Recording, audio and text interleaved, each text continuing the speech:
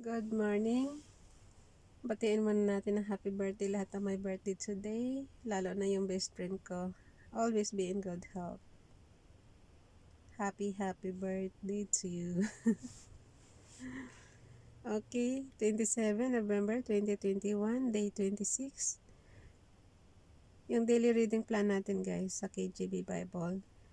Ang basahin natin today is Genesis 41 up to 42. Very late na tayo, ng oras na. Genesis chapter 41, buti na lang Saturday today. And it came to pass at the end of 2 full years that Pharaoh dreamed, and behold, he stood by the river. And behold, there came up out of the river 7 well-favored kine and fat-fleshed. And they fed in a meadow, and behold, 7 other kine came up after them out of the river, well-favored and lean-fleshed, and stood by the other kine upon the brink of the river. And the ill-favored and lean-fleshed kine did eat of the 7 well-favored and fat kine. So Pharaoh awoke, and he slept and dreamed the second time, and behold, 7 ears of corn came up upon one stalk rank and good. And behold, 7 thin ears, and blasted with the east wind, sprang up after them. And the 7 thin ears devoured the 7 rank and full ears. And Pharaoh awoke, and behold, it was a dream.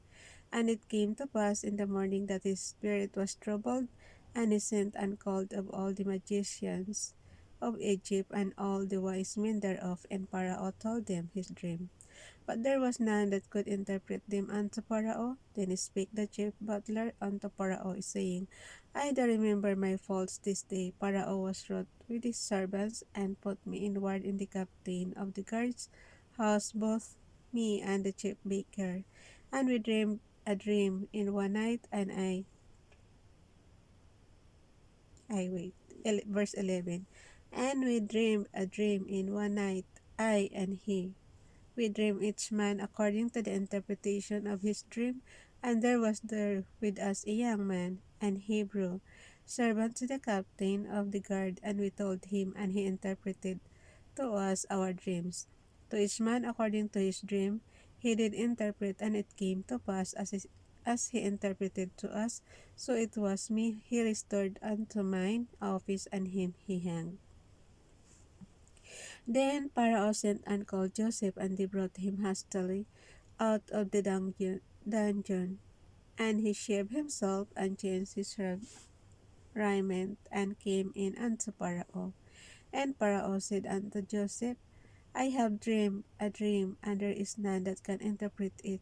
And I have heard say of thee that thou canst understand a dream to interpret it. And Joseph answered Pharaoh, saying, It is not in me. God shall give Pharaoh an answer of peace. And Pharaoh said unto Joseph, In my dream, behold, I know. In my dream, behold, I stood upon the bank of the river, and behold, there came up out of the river 7 kine, fat-fleshed and well-favored, and they fed in a meadow. And behold, 7 other kine came up after them, poor and very ill, favored and lean flesh, such as I never saw in all the land of Egypt, for badness. And the lean and the ill-favored kine did eat up the first 7 fat kine, and when they had eaten them up, it could not be known that they had eaten them, but they were still ill-favored as at the beginning. So I awoke, and I saw in my dream, and behold, 7 ears came up in one stalk, full and good, and behold, 7 ears withered, thin, and blasted with the east wind. Hanggang ilan ba babasahin natin? Wait, sa 23 tayo ha. 41 hanggang 42. So, dalawa lang pala siya. So, 23 na tayo. Ng 41.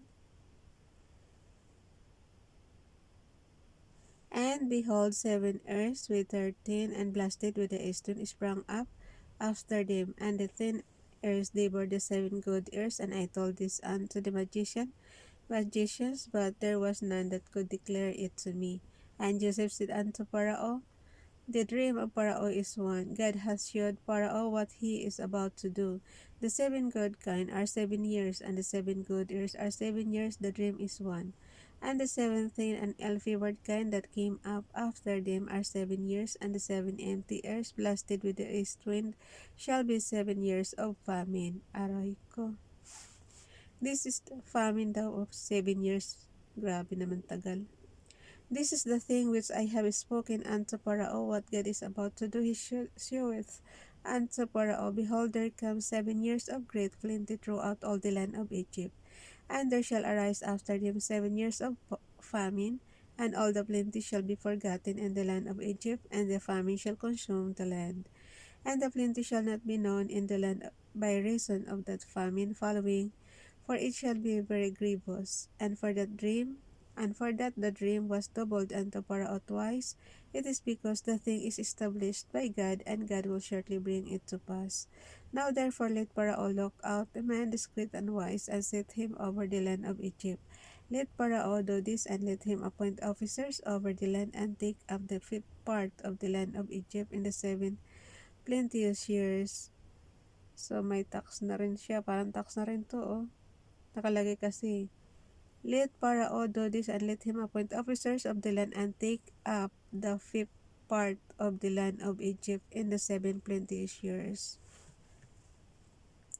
And let them gather all the food of those good years that come, and lay up corn under the hand of Pharaoh, and let him keep food in the cities, and that food shall be for restored to the land against the 7 years of famine which shall be in the land of Egypt, that the land perish not through the famine. Ayan, mas maganda nga yan, no? Nagkakapaghanda sila.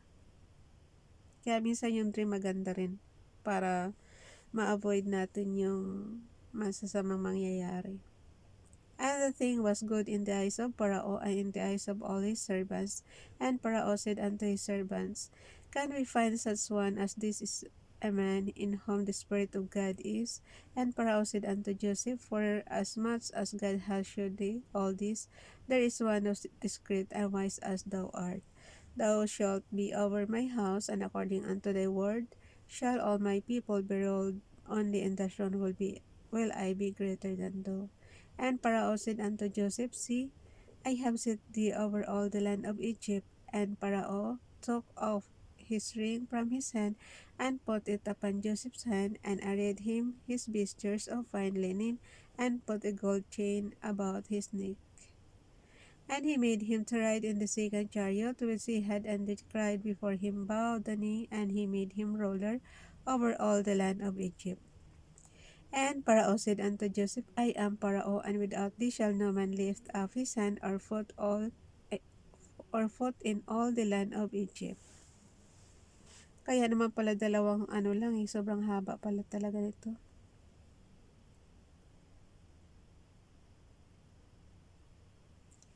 Verse 45. And Pharaoh called Joseph's name Sabnat Pane. Napakahirap naman tuloy ng pangalan ni Joseph. And Pharaoh called Joseph's name Zabnad Panay, and he gave him to wife Asenath, the daughter of Potiphera, priest of On. And Joseph went out over all the land of Egypt. So, ang asawa ni Joseph is Asenath. Ang hirap tandaan ng pangalan niyang Sabnad Pani. Sabnad Pani, si Joseph.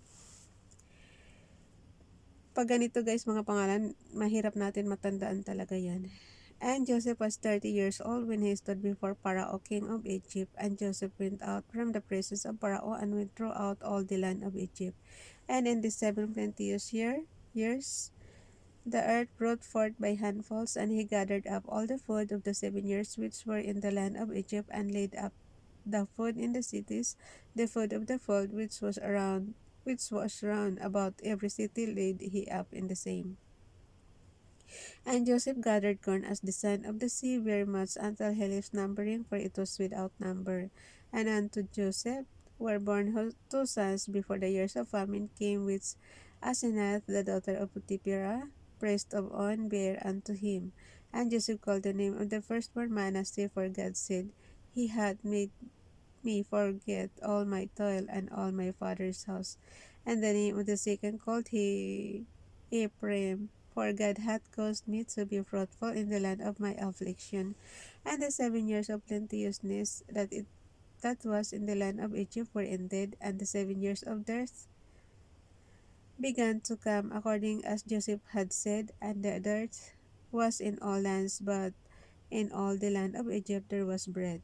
And when all the land of Egypt was famished, the people cried to Pharaoh for bread, and Pharaoh said unto all the Egyptians, Go unto Joseph, what he saith to you do. And the famine was over all the face of the earth, and Joseph opened all the storehouses and sold unto the Egyptians, and the famine waxed sore in the land of Egypt. And all countries came into Egypt to Joseph to buy corn, for olive, 57. And all countries came into Egypt to Joseph for to buy corn, because that the famine was so sore in all lands. Grabe yung famine, no? Dito na tayo sa Genesis 42. Now, when Jacob saw, Genesis 42. Basa. Now when Jacob saw that there was corn in Egypt, Jacob said unto his sons, Why do ye look one upon another? And he said, Behold, I have heard that there is a corn in Egypt. Get you down thither, and buy for us from thence, that we may live and not die. And Joseph's 10 brethren went down to buy corn in Egypt, but Benjamin, Joseph's brother,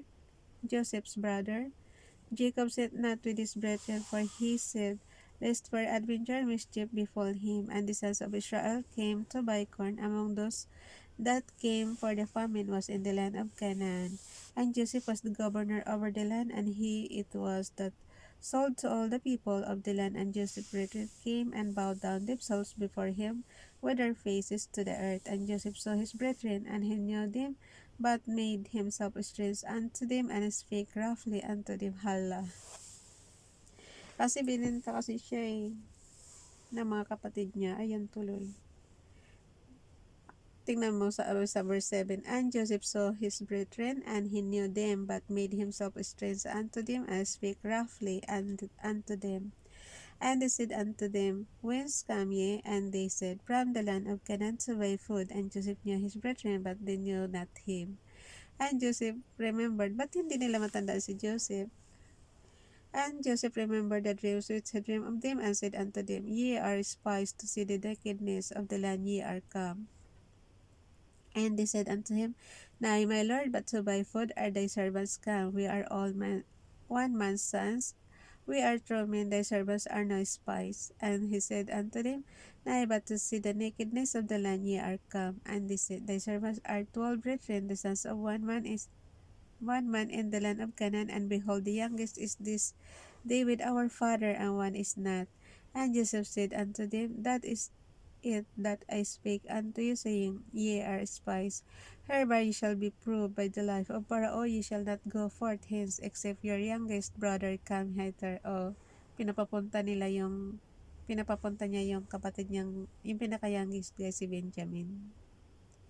Paano nakuha ko kasi itong, story na to, ni Joseph.